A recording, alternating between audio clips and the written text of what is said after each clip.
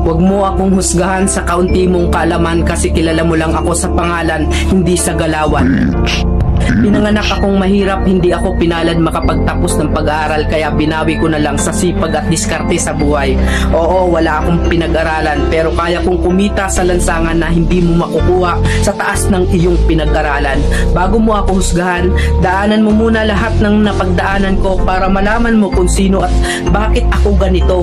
Huwag mo husgahan ng isang tao dahil sa natapos niya, dahil minsan kahit yung mga taong hindi man humahawak ng diploma, daig pa nila yung nakagraduate ng may corona. Bawat tao may kanya-kanyang kwento sa buhay. Kaya bago mo sila husgahan, alamin mo muna ang kanilang pagkatao at tingnan mo muna ang sarili mo. Baka malala ka pa sa tinitira mo.